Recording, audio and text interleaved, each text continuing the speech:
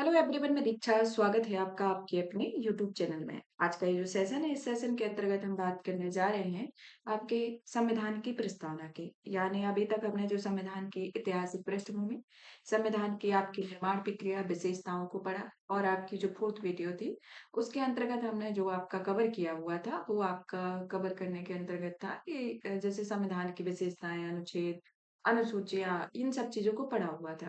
तो इस तरीके से हमने फोर्थ लेक्चर दिया था, बट उसमें क्या हुआ है कि आपका कुछ समय बाद आवाज आना बंद हो गया है। तो अभी हम प्रस्तावना को पढ़ेंगे। प्रस्तावना पढ़ने के बाद हम क्या करेंगे कि आपका जो पिछला वाला लेक्चर था उसको फिर से थोड़ा कंटिन्यू कर देंगे। तो ये रहेगा कि आपका मतलब हो जाए, ठीक है। और उसको तो देखिएगा, शायद लास्ट में आपकी आवाज नहीं आई है, शुरुआत में आवाज आई हुई है। तो ये मतलब कि इसके बाद ही उसी लेक्चर का फिर से विशेषताओं से रिलेटेड कर लिया जाएगा। तो आप सभी इस सेशन को शेयर कर दीजिए, वीडियो को लाइक कर दीजिए। चैनल पर नए हैं तो चैनल को सब्सक्राइब करके बेल आइकन प्रेस कर लीजिए, ताकि जब भी हमारी वीडियो आए तो आप सभी को नोटिफिकेशन मिलता रहे। चलिए, तो आज हम शुरू करने जा रहे हैं संविधान की प्रस्तावना के बारे में। Preamble of the constitution of India, यानी कि प्रस्तावना जो है, तो इसमें क्या होता है कि सबसे पहले तो हम प्रस्तावना के अलग अलग जो जो शब्दों को कहा गया है। जैसे कि हमारी संविधान की जो प्रस्तावना आती है उसमें कहा गया है, हम भारत के लोग भारत को एक संपूर्ण प्रभुत्व संपन्न, समाजवादी, पंथ निरपेक्ष, लोकतांत्रिक गणराज्य बनाने के लिए तथा उनके समस्त नागरिकों को सामाजिक, आर्थिक, राजनीतिक न्याय, विचार, अभिव्यक्ति, विश्वास, धर्म और उपासना की स्वतंत्रता व प्रतिष्ठा के अवसर प्राप्त कराने के लिए तथा उन सब में व्यक्ति की गरिमा और राष्ट्र की एकता और अखंडता सुनिश्चित करने वाली बंधुता बढ़ाने के लिए दृढ़ संकल्प होकर इस संविधान सभा में आज तारीख 26 नवंबर 1949 को एतद द्वारा संविधान को अंगीकृत, अधिनियमित और आत्मार्पित करते हैं। तो अब जो संविधान की प्रस्तावना को पढ़ेंगे, इस प्रस्तावना के अंतर्गत हम प्रत्येक शब्दों के मतलब को जानेंगे कि आखिर, क्योंकि ये एक संविधान का एक प्रारूप है। मतलब कि इसमें क्या है कि अगर आप उद्देशिका को अच्छे से समझ लेते हैं तो भारतीय संविधान की हम पूरी पृष्ठभूमि को समझ रहे हैं। एक तरीके से ये एक कंक्लूजन है पूरे संविधान का। जो 395 अनुच्छेद हैं उनका एक कंक्लूजन है, एक संक्षिप्त में पूरी चीजों को इसके अंतर्गत बताया गया है। और इसको इंग्लिश में भी जान लेते हैं, जैसे कि we the people of the India having solemnly resolved to constitute India into a sovereign, socialist, secular, democratic republic, and to secure to all its citizens justice, social, economic, and political, the liberty of thought, expression, belief, faith, and worship, equality of status and of opportunity, and to promote among them all fraternity, assuring the dignity of the individual and the unity and integrity of the nation. In our Constitution Assembly, this 26th day of November 1949, to hereby adopt an act and give to ourselves this Constitution। तो आपको Hindi English, जैसे कि आप English medium से हैं तो आपको English में याद रख लेना है, और आपको हिंदी मीडियम से है तो हिंदी में। अगर आप दोनों लैंग्वेज में याद रख लेते हैं तो वो भी बेहतर है। इसको आपको एकदम अक्षर सा याद करना है और ये एकदम रटा होना चाहिए, ठीक है। तो यहाँ पर हम जैसे कि आपका संपूर्ण प्रभुत्व संपन्न क्या होता है इसके बारे में जानेंगे। समाजवादी, पंथ निरपेक्ष, लोकतांत्रिक गणराज्य क्या होते हैं, न्याय जो बताए गए हैं उनके बारे में, धर्म के बारे में, स्वतंत्रता के बारे में, समता के बारे में और बंधुता के बारे में। तो इस तरीके से ये हमारे टोटल 9 शब्द एक ऐसे शब्द होते हैं जिनकी प्रत्येक शब्दों के संदर्भों को समझेंगे कि आखिर संपूर्ण प्रभुत्व संपन्न का क्या मतलब होता है, समाजवादी का क्या होता है, पंथ निरपेक्ष का क्या होता है, लोकतांत्रिक गणराज्य का क्या मतलब होता है। तो हम प्रत्येक शब्दों को एक एक करके समझेंगे, क्योंकि ये शब्द ऐसे शब्द है कि अगर आपने इनको अच्छे से समझ लिया तो आप पूरा संविधान जो पढ़ने जा रहे हैं, जो हमारा संविधान चलेगा, तो उनमें इन शब्दों का जो प्रयोग होगा उनको आप आसानी से समझ ले जाएंगे। और अगर आप नए हैं और आपने कभी संविधान नहीं पढ़ा है तो इस लेक्चर के बाद आपको उसका एक ओवरव्यू तो एटलीस्ट पता ही चल जाएगा। चलिए, तो अब सबसे पहले हम देखते हैं संविधान की प्रस्तावना के बारे में कि आखिर इसकी शुरुआत किस तरीके से होती है। तो जैसे कि आपने देखा पिछला जो हमने चैप्टर कवर किया हुआ था, तो उसमें बताया था कि जैसे कि भारतीय संविधान के विदेशी स्रोत और कहाँ से कौन से देश से संविधान से क्या-क्या चीजें ली गई हैं, ये बताया हुआ था। और उसमें ये भी बताया हुआ था कि आपका क्या किस तरीके की एक्ट आए, किस तरीके की प्रक्रिया चली और 1947 में जब देश आजाद हुआ, तो उसके बाद किस तरीके से हमारी संविधान सभा का निर्माण हुआ। अब संविधान सभा का निर्माण हो जाता है, सब चीजें हो जाती हैं, तो यहाँ हमने देखा हुआ था कि जैसे कि हमने ज्यादातर जो कंपैरिजन किया हुआ है, वो कंपैरिजन आपका एक तरीके से देखा जाए तो अमेरिकी संविधान और आपका ब्रिटेन का संविधान, दोनों से आप जैसे पूरे जब एम लक्ष्मीकांत बुक पढ़ेंगे या पॉलिटी पढ़ेंगे, तो हम उन 2 देशों से ज़्यादातर कंपैरिज़न करते हुए देखते मिलेंगे। किससे? एक अमेरिका से और एक आएगा आपका ब्रिटेन से। और तो अन्य देश हैं और अन्य देशों से हमने संविधान को लिया हुआ है। लेकिन यहाँ पर हम जो एक कंपैरिज़न देखें कि हमारे यहाँ पे क्या है और अमेरिका में क्या है। आप ज़्यादातर देखे होंगे तो कई सारी चीज़ों का हम जब कंपैरिज़न देखते हैं तो भारत और ब्रिटेन या अमेरिका के साथ हम इसका कंपैरिज़न हमेशा से देखते हैं, वैसा कि संविधान में ही किया गया।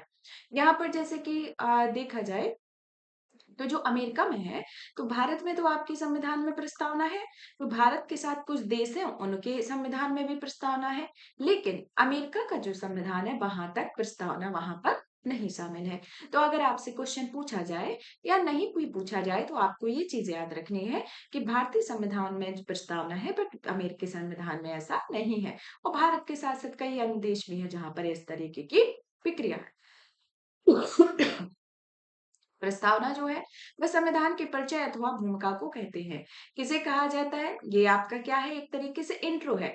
जैसे आपके बारे में अगर कोई पूछे कि आपका क्या है, नाम है, कहाँ से हो, क्या करते हो, किस तरीके का है, आपके बारे में थोड़ा सा ओवरव्यू जाना है, तो आपके जीवन के बारे में या चीजों के बारे में आपके पास 5-6 लाइनें ऐसी होंगी जो आपके पूरे जीवन को बयां कर देंगी, आपकी चीजों को बयां कर देंगी कि आप क्या-क्या चीज़ें हैं, क्या ख़ासियत है आपकी, कहाँ से हो, किस तरीके से आपने तैयारी की है, किस तरीके से पढ़ाई की है, कैसा क्या है, आपको 5-6 लाइन में आपका पूरा एक प्रारूपित रूपरेखा आपकी समझ में आ जाएगी, आपसे अगर कोई पूछता है।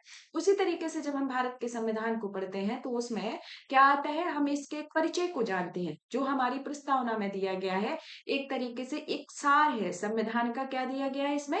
सार है, कन्क्लूज़न है, जो क्या बताता है, जिसके अंतर्गत जो हमारे कई प्रख्यातविद आते हैं, जैसे कि कोई जो संविधान विशेषज्ञ हैं, उन्हें क्या कहा गया है, उनके द्वारा क्या कहा गया है, संविधान का परिचय पत्र कहा है। अब इस तरीके से जो अगर स्टेटमेंट दे दिया जाए, अब आप तो बुक पढ़ रहे हैं, जैसे आमतौर पर जो भाषा यूज कर रहे हैं वो तो ठीक है, लेकिन आप किसी किताब को पढ़ रहे हो और किताब के बारे में किसी सब्जेक्ट को पढ़ते हैं, तो उसमें अगर कोई एक स्टेटमेंट दे देता है, तो उस स्टेटमेंट वाले का नाम पूछ लिया जाता है। उसी तरीके से अगर इसमें स्टेटमेंट दिया है कि संविधान के परिचय पत्र के तौर पर, तो ये स्टेटमेंट किसके द्वारा दिया जाता है? संवैधानिक विशेषज्ञ एन.ए. पालकीवाला के द्वारा ये कहा जाता है। तो इस तरीके के स्टेटमेंट बेसिस के आपके क्वेश्चन आते हैं जो इस तरीके से है। अब आते हैं कि भारतीय संविधान का जो प्रस्तावना है, उसे पंडित नेहरू जी के द्वारा पेश किया जाता है। आपने जैसे कि उद्देश्य प्रस्ताव के बारे में पढ़ा था, संविधान की जब निर्माण प्रक्रिया के बारे में पढ़ा, तो जो 13 दिसंबर 1949 को उद्देश्य प्रस्ताव पेश किया जाता है। जैसे कि 9 दिसंबर को संविधान सभा की बैठक होती है पहली, जिसमें अस्थायी तौर पर जो अध्यक्ष बनाया जाता है, वो आपके सच्चिदानंद सिन्हा को बनाया जाता है। फिर 11 दिसंबर की बैठक होती है, उस टाइम पर स्थायी अध्यक्ष बनाए जाते हैं। अब आप इसको कमेंट्स बॉक्स में इसका आंसर बताइए, स्थायी अध्यक्ष कौन बनाए जाते हैं? फिर 13 दिसंबर 1949 को पंडित नेहरू के द्वारा उद्देश्य प्रस्ताव को रखा जाता है, और यही वो उद्देश्य प्रस्ताव होता है जिसको रखा जाता है। और ये उद्देश्य प्रस्ताव किस पर आधारित होता है? ये एक तरीके से संविधान के प्रारूपित रूपरेखा को बता रहा होता है। और यहाँ पर इसमें सिर्फ एक बार ही संशोधन किए गए हैं। कब किए गए हैं? 42वें संविधान संशोधन अधिनियम 1976 के अंतर्गत ही सिर्फ इसमें संशोधन किए गए हैं। और कौन कौन से शब्द जोड़े गए हैं? आपके जो शब्द आते हैं वो आते हैं कौन कौन से? समाजवादी, धर्मनिरपेक्ष, अखंडता, शब्दों को इसके अंतर्गत जोड़ा गया है। तो अभी तक देखा जाए, तो जब से देखा जाए तो अभी तक की प्रक्रिया में सिर्फ भारतीय संविधान में एक ही तरीके के शब्द का प्रयोग हुआ है, यानी कि 3 शब्दों को इसके अंतर्गत एड ऑन किया गया है, तो ये आता है। तो हमने प्रारूपित रूपरेखा जानी। तो इसके संविधान की ओर चलते हैं, तो हमने ये तो जान लिया कि हम भारत के लोग इस तरीके से है, तो हम एक एक शब्दों को तो पढ़ नहीं जा रहे हैं। तो हम इसके कुछ प्रस्तावना के तत्वों के बारे में जान लेते हैं, क्योंकि हमने इसको 4 तत्वों में डिवाइड किया है। किस तरीके से ये 4 तत्व डिवाइड किए हैं? जैसे कि आपका पहला तो जाता है संविधान के अधिकार स्रोत के बारे में। किसका बताया है? अधिकार के स्रोत। अब अधिकार किस तरीके से है? क्योंकि यहाँ क्या कहा गया है? हम भारत के लोग, किसके लिए अधिकार दे रहा है? भारत के लोगों को। किसमें ये शक्ति निहित है? भारतीय लोगों में, जो हमारे देश की जनता है उसमें ये शक्ति निहित है। तो किसके बारे में बता रहा है? पहला, अधिकार के बारे में। दूसरा क्या बताता है? उसकी प्रकृति। अब प्रकृति किस तरीके की है, यानी कि किस नेचर का है। जैसे कि कोई आपसे पूछे कि आपका, मतलब आपसे नहीं पूछे या फिर आप किसी और का देखे, उसका नेचर इस तरीके का है या चीजें हैं, आपने इस तरीके का देखा, तो आप किसी और के बारे में बता रहे हो। उसी तरीके से हम जब संविधान की प्रस्तावना देखते हैं तो हम उसका नेचर जानते हैं, तो उस नेचर में क्या बोल रहा है, यानी कि किस तरीके से ये फिल हो सकता है, किस तरीके से हम इसका उपयोग कर सकते हैं, हमारे जीवन के लिए किस तरीके से इम्पोर्टेंट है। तो ये किसके बारे में बता रही है प्रकृति? संपूर्ण प्रभुत्व संपन्न के बारे में। दूसरी, समाजवाद के बारे में। तीसरी, धर्मनिरपेक्ष के बारे में। चौथी, लोकतांत्रिक के बारे में। और चौथी, पांचवी आती है गणतांत्रिक के बारे में। तो ये किसके बारे में बता रही है? कि जो हमारा भारत देश है उसकी प्रकृति कैसी है? संप्रभु, समाजवादी, धर्मनिरपेक्ष, लोकतांत्रिक और गणतंत्रात्मक राज व्यवस्था वाले देश के अंतर्गत आती है। तो इस तरीके से ये हमारा दूसरा स्रोत हो जाता है, यानी कि दूसरा तत्व हो जाता है। फिर आते हैं हम ऑब्जेक्ट की ओर। तो आखिर क्या है इसका ऑब्जेक्ट है? ऑब्जेक्ट क्या उद्देश्य है? उद्देश्य आता है, जैसे कि क्या बताया गया है, इस उद्देश्य से कि काम किया जा रहा है, ये किया जा रहा है देश में न्याय, स्वतंत्रता, समता, बंधुत्व संविधान के उद्देश्य के अंतर्गत निहित है, जिसे लागू किया गया है कब? 26 नवंबर 1949 को इसे लागू किया गया। तो इस तरीके से देखा जाए तो ये हमारी भारतीय संविधान सभा है, जिसके अंतर्गत ये चार तत्व प्रस्तावना के अंतर्गत दिए गए, जिसमें उनके अधिकार स्रोत, प्रकृति, उद्देश्य और उनके लागू होने की तिथियों को अलग अलग तरीके से संदर्भित किया। तो टोटल कितने शब्द इसमें नामोल्लेख किए जाते हैं? टोटल 9 शब्द ऐसे हैं और प्रत्येक शब्दों के बारे में एक एक करके पढ़ते हैं। तो सबसे पहले हम चलते हैं संप्रभुता के बारे में। किसके बारे में? संप्रभुता। संप्रभुता मतलब कि हम भारत के लोग भारत को एक संपूर्ण प्रभुत्व संपन्न, संपूर्ण प्रभुत्व संपन्न मतलब कि संप्रभु का, संप्रभु का आखिर क्या मतलब होता है, तो हमें संप्रभु का अर्थ पता होना चाहिए।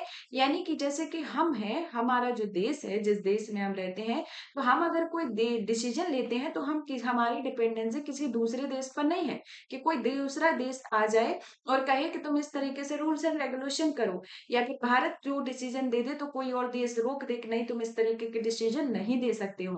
तो इस संदर्भ में क्या है, इसमें कहा जाता है कि भारत ना तो किसी अन्य देश पर निर्भर है, ना किसी देश का डोमिनियन है। यानी कि भारत किस तरीके से एक स्वतंत्र है, निष्पक्ष है, वो अपने डिसीजन ले सकता है, अपने जो रूल्स एंड रेगुलेशन है उसको हिसाब से हमारी प्रक्रिया चल सकती है, चलती ही भी है। तो ये किसी के ऊपर नहीं है, मतलब इसके ऊपर कोई शक्ति नहीं है। जैसे कि हम जब केंद्र राज्य में जाते हैं तो राज्य केंद्र के ऊपर, राज्य के ऊपर केंद्र की शक्ति होती है। तो ये तो हम भारत देश के अंतर्गत बात कर रहे हैं। तो अगर हम इसी तरीके से बड़ी पावर के बारे में सोचे कि जैसे भारत है, भारत के ये कहे कि अमेरिका या ब्रिटेन की शक्ति है कि अमेरिका से कुछ पूछना है या ब्रिटेन से कुछ पूछना है, तो ऐसा कुछ नहीं है। यहाँ कहा का है, यहाँ पर हमारा एक तरीके से डोमिनियन है और यह अन्य देश पर निर्भर नहीं है, और यहाँ ना किसी देश का डोमिनियन है, इसके ऊपर कोई शक्ति नहीं है, और ये आपके आंतरिक और बाह्य दोनों निर्णय लेने में स्वतंत्र है। ऐसा नहीं है कि देश के अंदर ही जो क्रियाकलाप हुए या देश के अंदर ही जो अव्यवस्था या देश के अंदर भी जो प्रक्रिया चल रही है उसी के अंतर्गत ही अकेला डिसीजन लेने के लिए भारत निर्भर है, नहीं, ऐसा नहीं है। ये आपका देश के अंदर और देश के बाहर दोनों जगह ये डिसीजन लेने के लिए स्वतंत्र है। तो ये आपका क्या होगा? संपूर्ण तो है कहाँ पर? जहां पर किसी भी तरीके से ये किसी पर निर्भर नहीं है। तो संप्रभु शब्द का ये अर्थ होता है। चलते हैं हम नेक्स्ट दो टॉपिक की ओर, जो आता है हमारा दूसरा शब्द समाजवादी। क्या बोला गया है? हम भारत के लोग भारत को संपूर्ण प्रभुत्व संपन्न समाजवादी, ये जो सेकंड आ जाता है। अब समाजवादी किस तरीके से? जैसे कि ये समाजवाद जो शब्द है, जैसे आपको तीन शब्दों को जो 42वें संविधान संशोधन के अधिनियम के अंतर्गत जोड़ा जाता है, उसमें से एक सिद्धांत आता है आपका समाजवादी।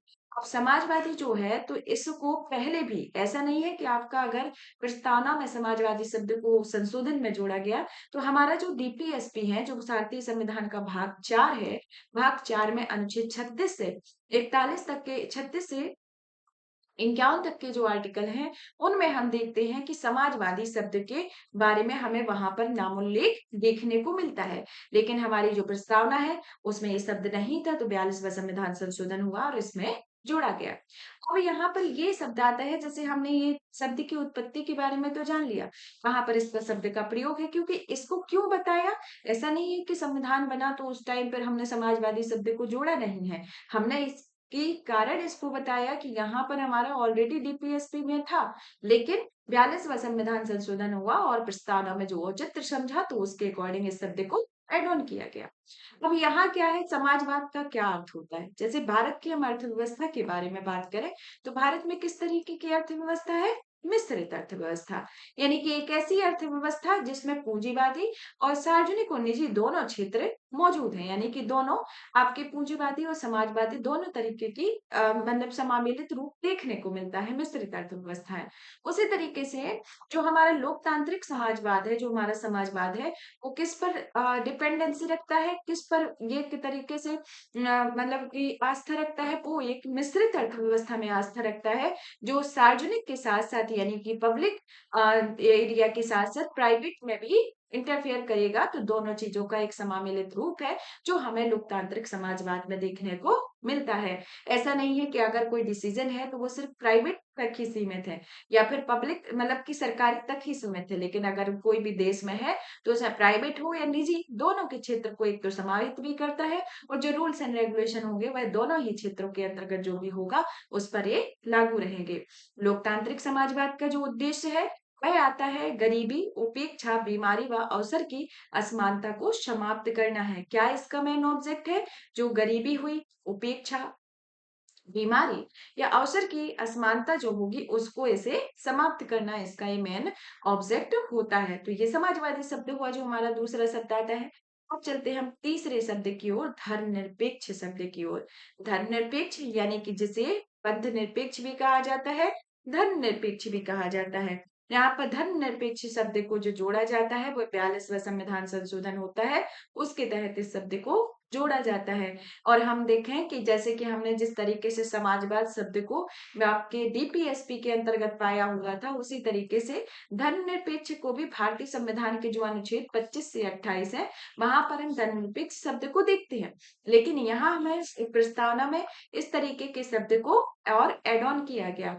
अब धर्मनिरपेक्ष का क्या मतलब होता है?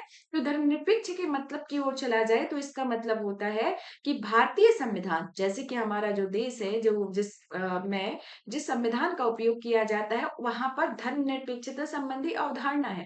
धर्मनिरपेक्षता मतलब कि सभी धर्म समान है, सभी धर्म समान है, किसी भी से भी किसी भी तरीके का भेदभाव नहीं किया जाएगा, चाहे वो हिंदू हो या मुस्लिम हो या सिख हो या ईसाई हो या जैन हो या बौद्ध हो, कोई भी हो, अगर वो भारत में है, अगर वो उस धर्म से है तो उसे अपने धर्म को मानने, उस धर्म को धारण करने, उसके रूल्स एंड रेगुलेशन के अकॉर्डिंग रहने का अधिकार है। उसमें सरकार का भी समर्थन प्राप्त होता है। यानी कि ऐसा नहीं है कि अगर कोई एक कम्युनिटी का इंसान दूसरे कम्युनिटी को आक्षेप पैदा कर दे या फिर अगर वो अपने हिसाब से रह रहा है तो दूसरा उस पर थोपे कि नहीं तुम इस धर्म को मानो या फिर तुम इस धर्म को नहीं मानो, इस तरह का कोई प्रेशर वाला सिचुएशन पैदा करे। तो यहाँ ये नहीं है, यहाँ क्या कह रहा है, यहाँ सभी धर्म समान है और सभी व्यक्ति एक समान अलग अलग धर्म रहने के साथ भी भारत में रहते हैं। तभी भारत को विविधताओं में एकता वाला देश भी कहा जाता है। और इसे क्या है, सरकार का समर्थन प्राप्त है। अगर कोई इस तरीके के कानून का उल्लंघन करता है,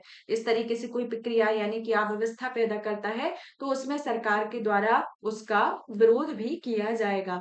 तो इस तरीके से ये धर्मनिरपेक्षता शब्द के बारे में है, जो इसका तीसरा प्रमुख शब्द है।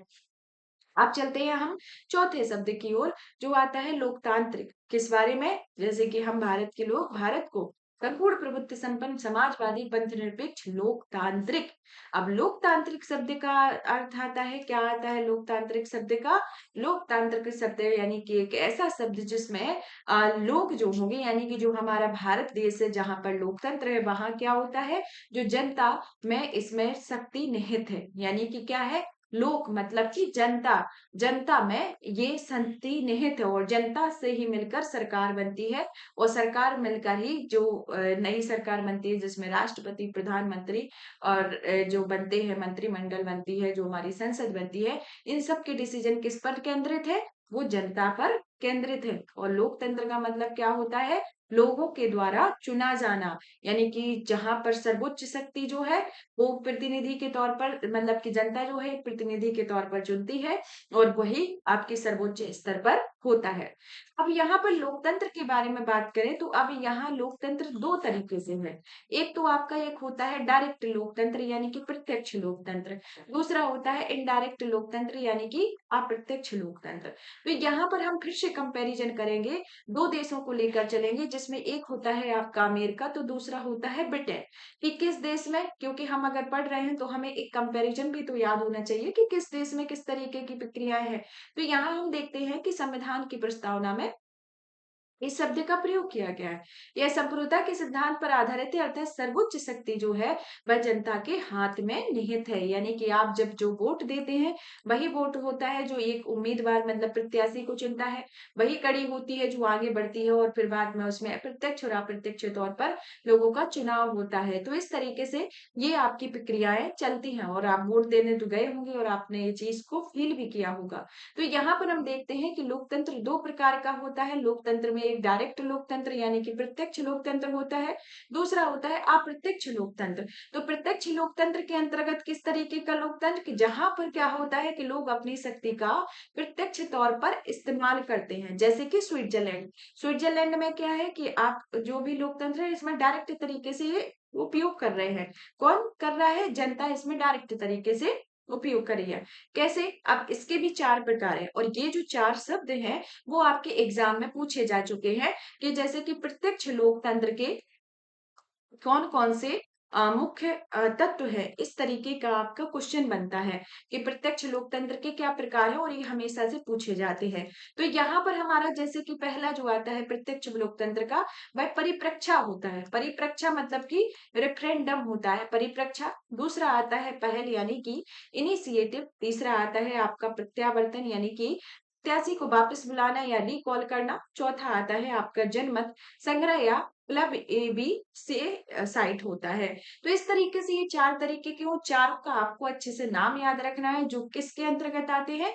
प्रत्यक्ष लोकतंत्र के अंतर्गत। और भारत में किस तरीके का लोकतंत्र है? वो आता है आपका अप्रत्यक्ष लोकतंत्र। दूसरी ओर चलते हैं हम अप्रत्यक्ष लोकतंत्र की ओर, जहां पर क्या है, लोगों द्वारा चुने गए प्रतिनिधि सर्वोच्च शक्ति का इस्तेमाल कर रहे हैं। जैसे कि यहाँ क्या है कि लोगों के द्वारा जो प्रतिनिधि चुना जाता है वही सर्वोच्च स्तर पर होता है और यहाँ कानूनों का जो सरकार बनाई जाती है वही सरकार जो होती है वह कानूनों का निर्माण करती है। और ये लोकतंत्र के प्रतिनिधि को लोकतंत्र भी कहा जाता है और ये दो प्रकार का, एक संसदीय होता है और एक राष्ट्रपति के अधीन। तो यहाँ पर किस तरीके की प्रक्रिया हमें देखने को मिलती है? संसदीय लोकतंत्र की प्रक्रिया देखने को मिलती है। तो यहाँ और लोकतांत्रिक शब्द का जो एक तरीके से प्रयोग किया जाता है वो केवल राजनीतिक लोकतंत्र नहीं बल्कि सामाजिक और आर्थिक लोकतंत्र को भी इसमें शामिल किया गया है। तो यहाँ इस तरीके की प्रक्रिया इसके अंतर्गत देखने को मिलती है। तो ये लोकतांत्रिक व्यवस्था के अंतर्गत आता है जिसमें ये चीजें इसमें संदर्भित कर रही है। किस तरीके से संदर्भित कर रही है? ये जो आती है वो आपके लोकतांत्रिक व्यवस्था के अंतर्गत है जो आपके डायरेक्ट और इनडायरेक्ट लोकतंत्र के बारे में बता रही है। और लोकतंत्र किस तरीके का है? अगर आम भाषा में मतलब कि एक लाइन में समझा जाए तो जनता के द्वारा चुना जाना है, यानी कि जो सर्वोच्च शक्ति जो होती है वो जनता में निहित होती है, उसे लोकतंत्र कहा जाता है। और भारत में किस तरीके का लोकतंत्र है? अप्रत्यक्ष लोकतंत्र होता है। और प्रत्यक्ष लोकतंत्र कहाँ पर है? स्विट्जरलैंड में। और प्रत्यक्ष लोकतंत्र के कितने तत्व हैं? चार तत्व हैं, जिसमें एक आता है रेफरेंडम, दूसरा पहल, तीसरा आता है प्रत्यावर्तन, तो चौथा आता है आपका जनमत संग्रह। तो इस तरीके से ये लोकतंत्र के अलग अलग डिफ्रेंसिएशन है। अब चलते हैं हम नेक्स्ट टॉपिक की ओर, मतलब कि फिफ्थ जो हमारा मेजर इसके अंतर्गत आता है गणतंत्र के बारे में। कि हमने पहला तो जाना आपका संपूर्ण प्रभुत्व संपन्न, दूसरा समाजवादी, तीसरा पंथ निरपेक्ष, चौथा लोकतंत्रात्मक, पांचवा आता है हमारा गणतंत्र के बारे में। गणतंत्र किस तरीके से, अब गणतंत्र किस तरीके से इस शब्द का उल्लेख किया जाए इसके बारे में, जैसे कि आपसे आमतौर पर पूछ ले कि गणतंत्र का क्या मतलब होता है, गणतंत्र किस तरीके से काम करता है और क्या मतलब होता है, तो हम देखेंगे कि गणतंत्र जैसे कि हमने सरकार चुनी, सरकार चुनकर जो हमारे एक कौन बनते हैं, हमारे भारत के प्रमुख बनते हैं। भारत के प्रमुख कौन होते हैं? राष्ट्रपति भारत के प्रमुख होते हैं।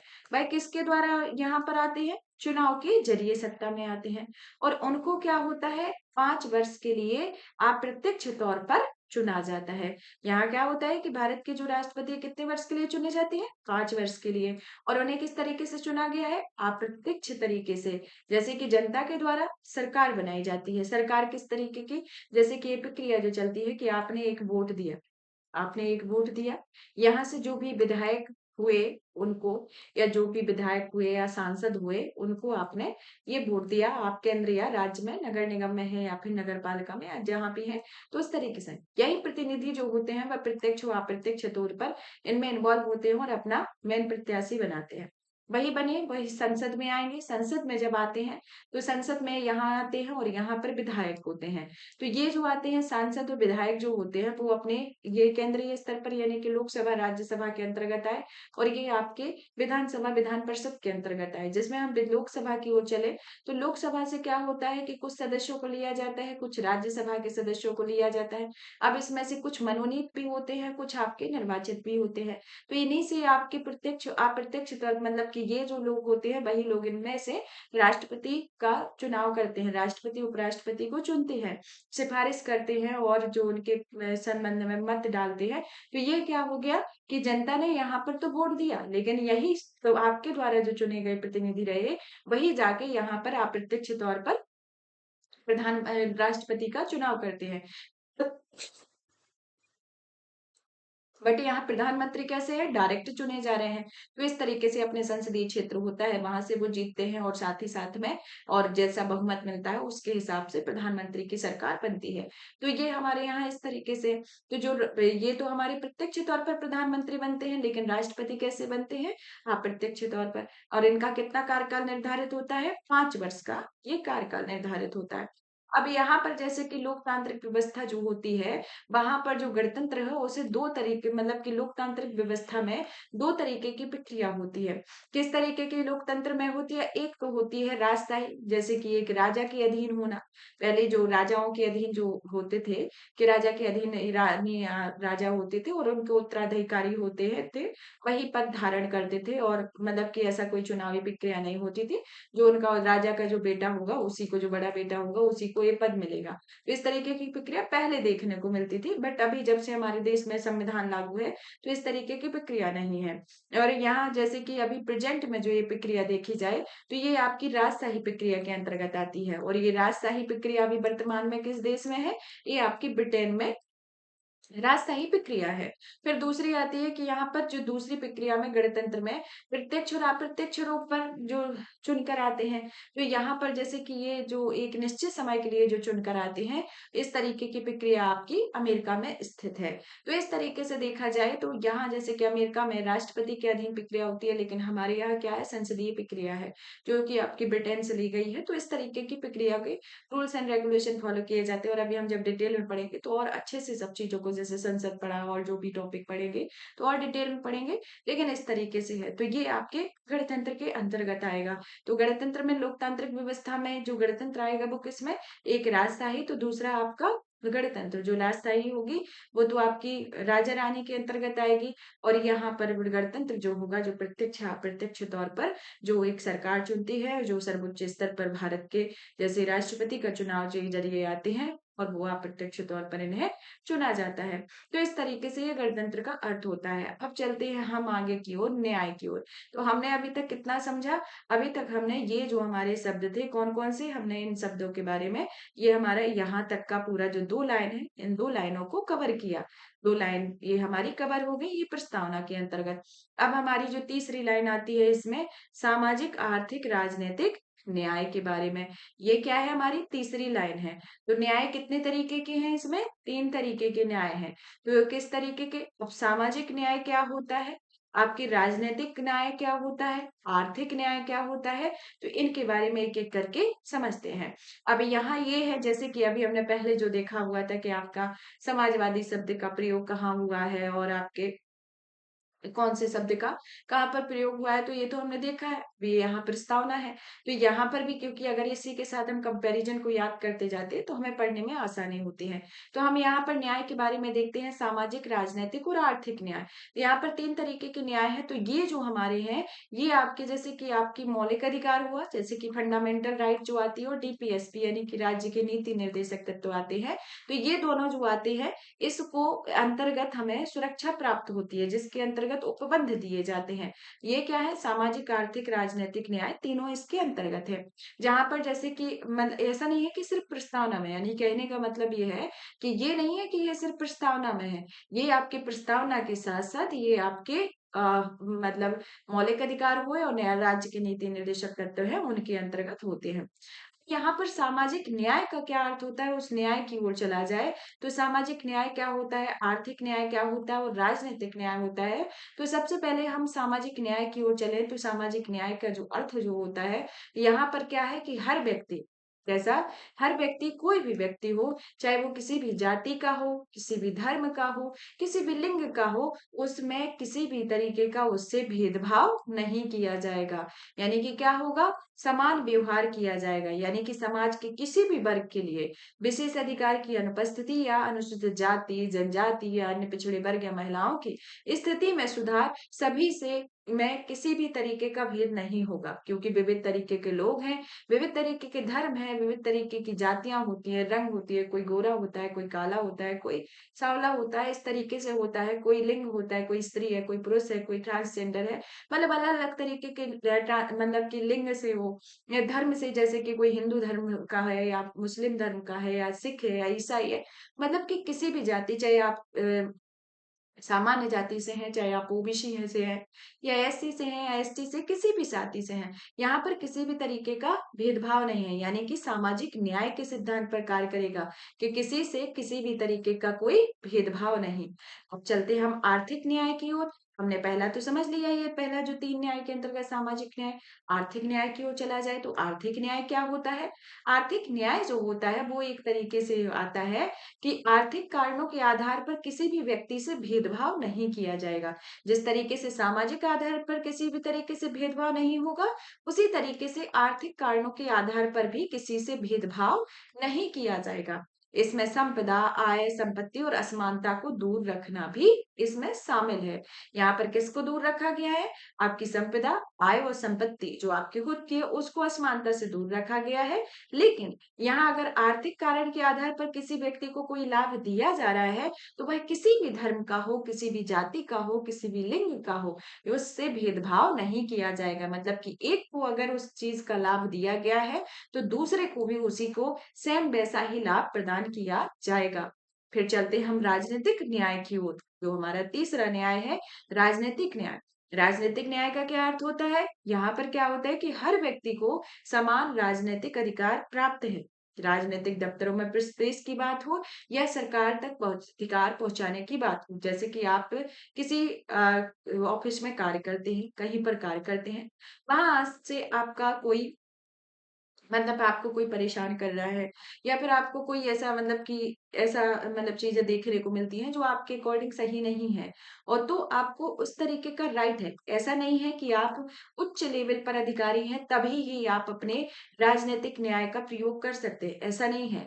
अगर आप वहां पर ये सबसे छोटे पोस्ट पर हैं या फिर सबसे ऊंची पोस्ट पर हैं या मिडिल पोस्ट पर भी हैं, किसी भी पोस्ट पर है, तो आपको इतना अधिकार है, तो आप वहां जाके, मतलब कि अगर आपके अधिकारों का उल्लंघन हो रहा है, तो आप जाके उन अधिकारों की मांग कर सकते हैं और उस अधिकारों के प्रति एक रिपोर्ट कर सकते हैं। उस अधिकारों के प्रति जो भी मतलब प्रक्रिया होगी, उस प्रक्रिया के तहत अपनी आवाज उठा सकते हैं। तो इस तरीके से आपको हर व्यक्ति के लिए, ऐसा नहीं है कि आपको एक तो दफ्तर का एक एग्जाम्पल दे दिया, बट ये है कि आप, जैसे कि आप जहाँ रह रहे हैं, आपको लग रहा है कि ये हमारे अधिकारों का उल्लंघन हो रहा है, ये हमें राइट दिए गए हैं और उन राइट का उल्लंघन हो रहा है, तो इस स्थिति में आप इन अधिकारों का प्रयोग करते हुए किसी भी आवाज को उठा सकते हैं। बट ये है कि वो उस लेवल की होनी चाहिए जो उस क्राइटेरिया को फुलफिल कर रही हो। यानी कि अगर आपको सरकार तक अपनी कोई बात पहुंचानी है, तो आप उसे बेहिजक होकर पहुंचा सकते हैं। हर व्यक्ति के लिए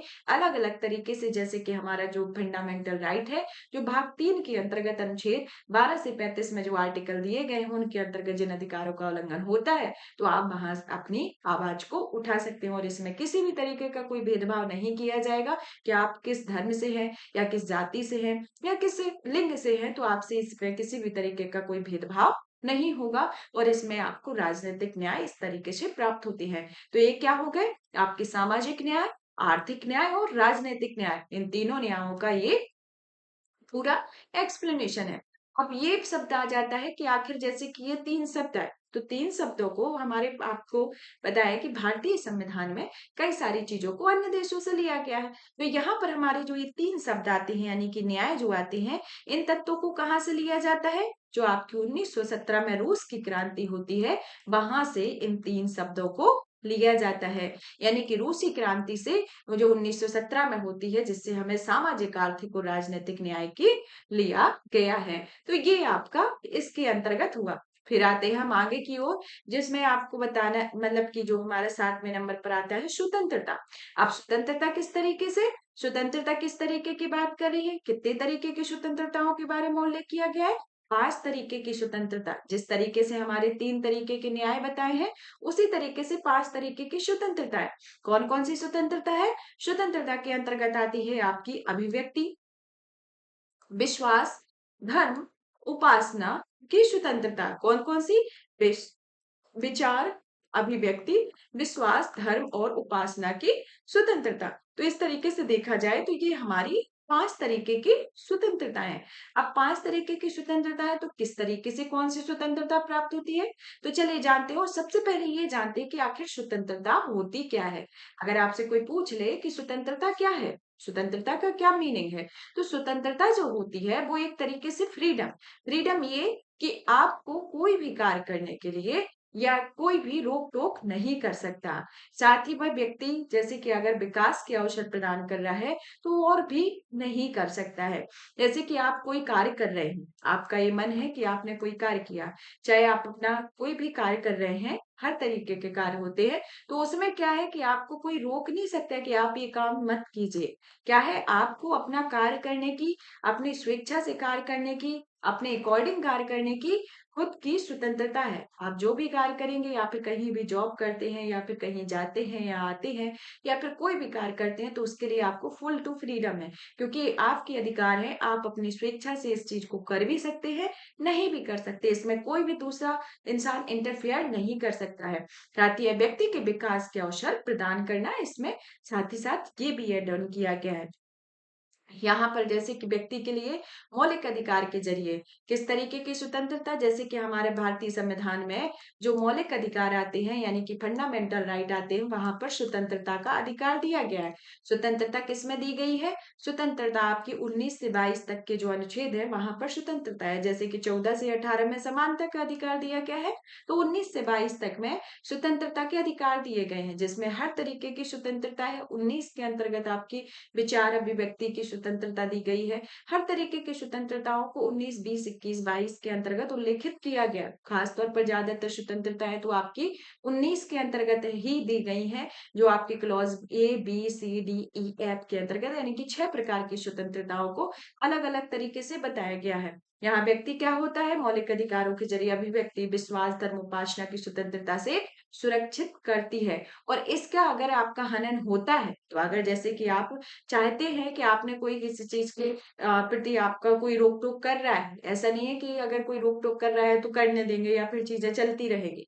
यहाँ अगर इस तरीके के आपके जो आप चाह रहे हो वो मतलब कि उन अधिकारों का उल्लंघन हो रहा है, तो इस उल्लंघन होने पर आपको न्यायालय का दरवाजा खटखटा सकते हैं। जैसे कि आप सुप्रीम कोर्ट और हाई कोर्ट जा सकते हैं, जो आपका अनुच्छेद 32 आता है, जो संवैधानिक उपचारों से संबंधित है, जिसमें के तहत आप सुप्रीम कोर्ट और 226 के अंतर्गत आप हाई कोर्ट में जा सकते हैं और अपने अधिकारों के हनन होने पर यहाँ पर अपील दायर कर सकते हैं। तो इस तरीके से देखा जाए तो ये प्रस्तावना के मौलिक अधिकारों के जरिए आता है। अब फिर आते हैं कि प्रस्तावना में ही कहा गया है कि भारतीय लोकतांत्रिक व्यवस्था को सफलतापूर्वक चलाने के लिए स्वतंत्रता परम आवश्यक है। और स्वतंत्रता का अभिप्राय ये नहीं है कि हर व्यक्ति को कुछ भी करने का लाइसेंस मिल गया है।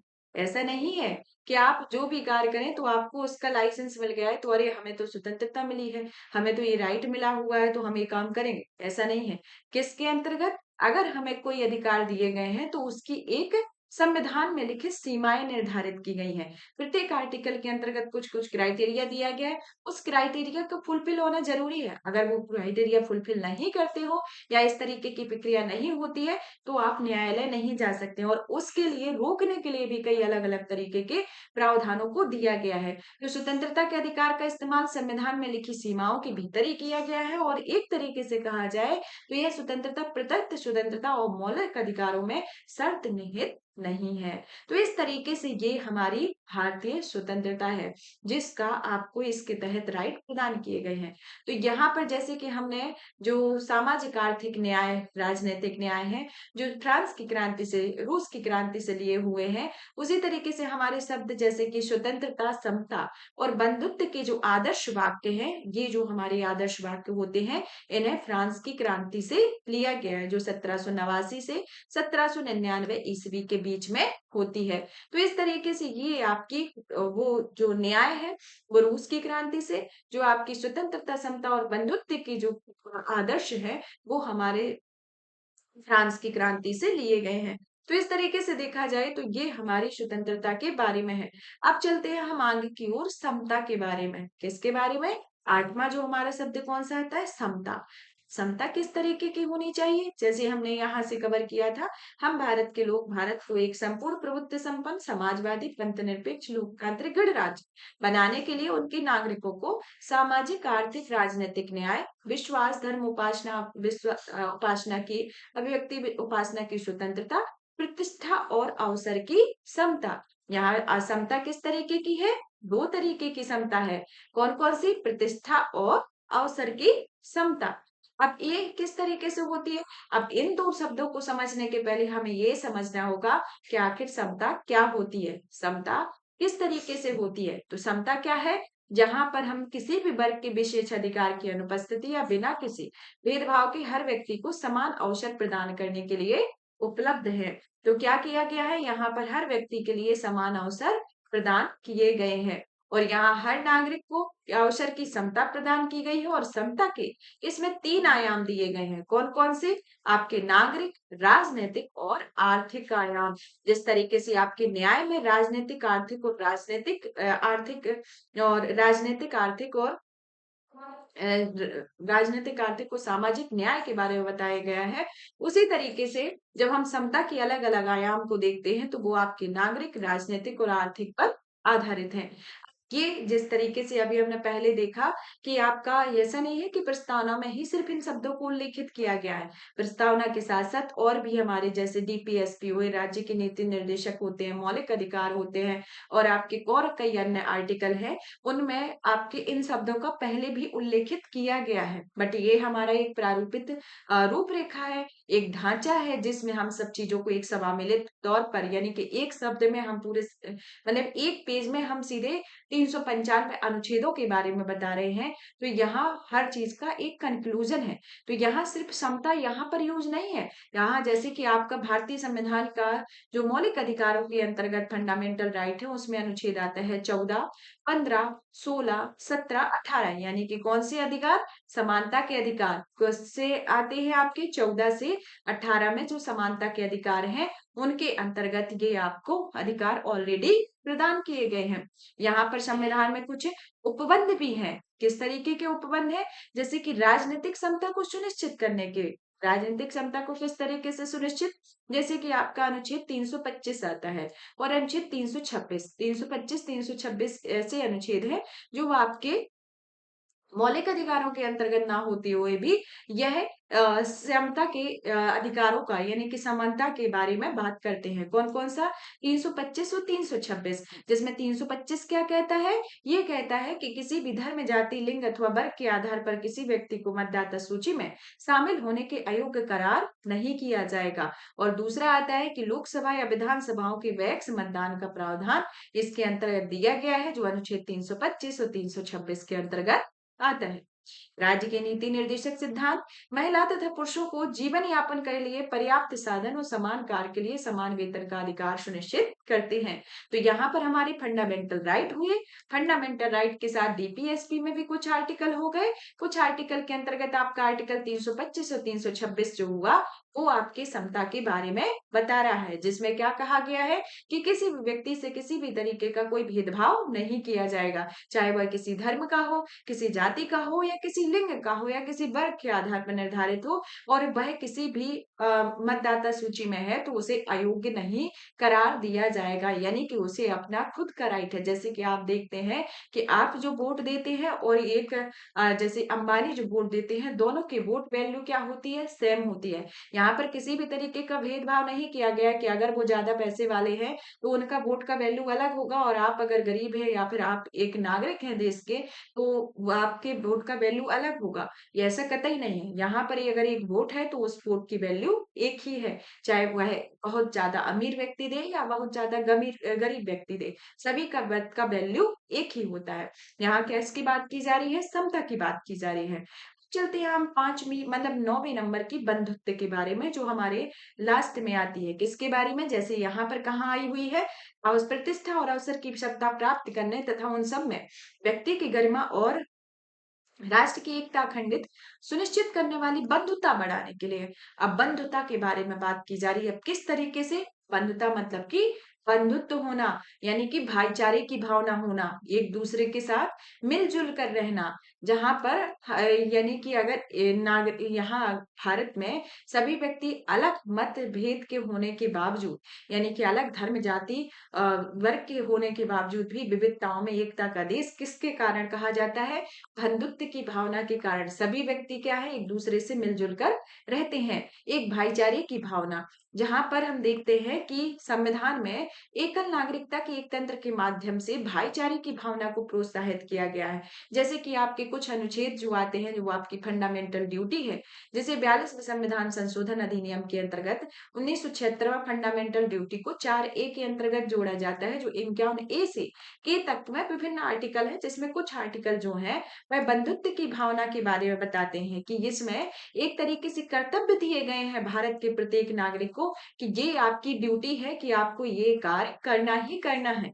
आपको किसके अंतर्गत करना है, आपकी ये ड्यूटी बनती है। आप अगर भारत देश में रहते हैं तो आपकी ये ड्यूटी है कि आप ये कार्य करें। अगर कहीं किसी भी चीज का हनन होता है या देश की एकता अखंडता को कोई हानि पहुंचाता है या फिर किसी व्यक्ति के सम्मान के बारे में कोई भी प्रॉब्लम क्रिएट करता है, तो आपका ये ड्यूटी बनता है कि आप उसको रोकें, या फिर अगर कोई चीजें उचित अनुचित प्रक्रिया में है तो उस अकॉर्डिंग डिसीजन लें जो आपको उस सिचुएशन के अकॉर्डिंग वो सही लगता है। ये क्या बता रहा है, ये आपकी ड्यूटी को प्रोत्साहित कर रहा है कि ये आपका एक कर्तव्य है। अब प्रस्तावना में बंधुत्व जो है दो तरीके से है। किस तरीके से इसमें उल्लेखित किया गया है, तो एक आता है पहला कैसा, व्यक्ति के सम्मान के बारे में। कैसा बता रहा है, व्यक्ति की गरिमा, क्या बोला गया है, व्यक्ति की गरिमा। और दूसरा क्या दिया गया है, देश की एकता और अखंडता। तो इन दोनों को ये सुनिश्चित कर रहा है। तो दो तरीके से यहाँ पर बंधुत्व की भावना बताई गई है। और यहाँ पर जो अखंडता शब्द है उसे भी किस में जोड़ा गया है, वो आपका 42वां संविधान संशोधन 1976 होता है, उसके अंतर्गत जोड़ा गया है। जैसे कि आपके तीन शब्दों को 42वें संविधान संशोधन अधिनियम के अंतर्गत जोड़ा गया है, उसी तरीके से इसको भी इसमें जोड़ा गया है। तो यहाँ पर हम देखेंगे कि हमने जो हमारी प्रस्तावना के 9 प्रमुख शब्द हैं, उन शब्दों के बारे में डिटेल में जाना। आशा करते हैं कि आपको पूरे अच्छे से समझ में आया होगा। अब हम थोड़ा इसके महत्व के बारे में जान लेते हैं कि महत्व किस तरीके से है। कि प्रस्तावना जो है वो एक तरीके से आधारभूत दर्शन है, जैसा कि अभी पहले उल्लेखित किया हुआ है। क्या है, एक तरीके से आपको संविधान का पूरा प्रारूप एक पेज में बता रही है, जो हमारे मौलिक मूल्यों नैतिक मूल्यों को उल्लेख करती है, जो राजनीतिक धार्मिक नैतिक मूल्यों का उल्लेख करती है, संविधान के आधार पर है। जहां पर संविधान सभा में महान और आदर्श सोच भी उल्लेखित है, और इसके अलावा संविधान की नींव रखने वालों के सपनों और अभिलाषाओं का परिलक्षण भी करती है। और संविधान निर्माण की महत्वपूर्ण भूमिका निभाने वाले संविधान सभा के जो अध्यक्ष आते हैं, सर अल्लादी कृष्ण स्वामी अय्यर के शब्दों में संविधान की प्रस्तावना हमारे दीर्घकालिक सपनों का विचार है। तो इस तरीके के स्टेटमेंट भी आपको याद रखने हैं। संविधान सभा जो है वह प्रारूप समिति के जो सदस्य आते हैं के एम मुंशी, उनके द्वारा कहा गया है कि हमारे संप्रभु लोकतांत्रिक गणराज्य का ये भविष्य फल है। तो ये प्रस्तावना के बारे में अलग अलग जो थिंक कर रहे हैं, यानी कि ये संविधान के निर्माण के से संबंधित हैं, यानी कि जो अलग अलग समिति बनाई गई है उन्हीं के ये सदस्य हैं जिनके द्वारा ये अलग अलग स्टेटमेंट दिए जाते हैं। जैसे कि आप कोई भी कार्य करें या कुछ है तो आप एक लाइन में नहीं बयां कर देते, उसी तरीके से उन लोगों ने संविधान बनाया और इसको इस तरीके से नाम दिया। तो ये आते हैं। अब आते हैं हम संशोधन को लेकर। तो हम जब देखते हैं कि भारतीय संविधान में जो प्रस्तावना में सिर्फ एक बार संशोधन हुआ, कब हुआ?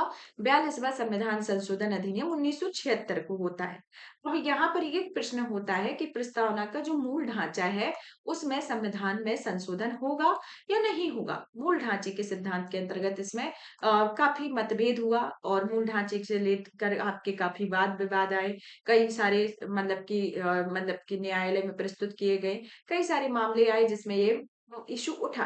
तो यहाँ पर सबसे पहला क्वेश्चन तो ये बनता है कि ऐसा कौन-सा वाद है जिसमें पहली बार ऐसा कहा गया था कि इसका भारतीय संविधान का जो प्रस्तावना का संशोधन होना चाहिए। तो संशोधन होगा तो मूल ढांचे में होगा या नहीं होगा? तो इस तरीके का किसमें कहा गया था? तो ये आपका इस तरीके का क्वेश्चन आया था। तो सबसे पहले केशवानंद भारती बनाम मामले जो 1973 में आता है, उसमें इस चीज को कहा गया था।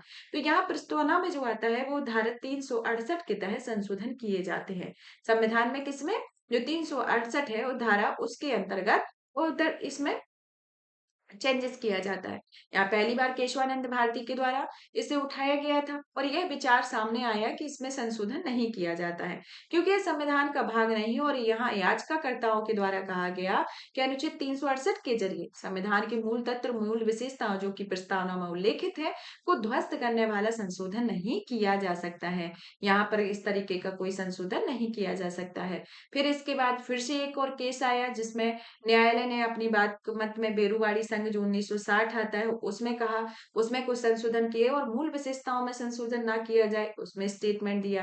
यानी कि न्यायालय के द्वारा प्रस्तावना में निहित जो मूल विशेषताएं उनमें संशोधन नहीं किया जाएगा। इस तरीके से ये स्टेटमेंट काफी हाईलाइटेड हुआ। सभी के द्वारा अलग अलग अपने स्टेटमेंट दिए गए, न्यायालय के द्वारा कहा गया, लेकिन लास्ट में जो एंड ऑफ द पॉइंट हुआ उसमें ये हुआ कि भारतीय संविधान की मूल ढांचे में कोई परिवर्तन नहीं किया जाएगा। और ये आपका मात्र एक ही संविधान संशोधन होता है 1976 का जिसमें हमारा समाजवादी धर्मनिरपेक्ष और अखंडता संस्थ को जोड़ा गया, जिस संशोधन को वैध ठहराया गया। तो इस तरीके से ये संशोधन की संभावना के बारे में बताया। तो ये हमारा पूरा चीजें प्रस्तावना के बारे में हुआ। तो यहाँ पर हमारा जो आज का टॉपिक था प्रस्तावना वो फिनिश होता है। अब हम थोड़ा सा डिस्कस कल के टॉपिक के बारे में जान लेते हैं जो हमने कल किया हुआ था। ये आपके जैसे कि अधिकारों के बारे में, ये आपके भाग एक में बताया हुआ था। तो यहाँ आपका ये भाग एक दो तीन मतलब 22 भागों के बारे में बताया था जो लास्ट क्लास है तो उसमें बताया था। फिर आपके अनुच्छेदों के बारे में बताया हुआ था। इस तरीके से ये अनुच्छेद है, अनुच्छेदों में कौन से अनुच्छेद के अंतर्गत क्या आता है। फिर आता है हमारा अनुच्छेदों के बाद संविधान की अनुसूचियां, प्रथम अनुसूची, द्वितीय अनुसूची, तृतीय अनुसूची, विभिन्न तरीके की अनुसूची, यानी कि टोटल 12 अनुसूचियों के बारे में बताया हुआ था जो आपकी लास्ट क्लास है उसमें। फिर बाद में ये आपका आता है इसके बाद संविधान के स्रोत, जिसको इसके अंतर्गत ये आपके विभिन्न देशों से ये आपका संविधान लिया गया। तो ये आपका मतलब कि लास्ट क्लास के अंतर्गत बताया गया था जिसको कवर भी किया था। अब आज हमारा ये लेक्चर कवर होता है। नेक्स्ट क्लास जो होगी हम अब आर्टिकल की ओर चलेंगे जिसमें हम सबसे पहले भाग एक में अनुच्छेद मतलब कि भाग एक के अंतर्गत अनुच्छेद 1 से 4 को कवर किया जाएगा।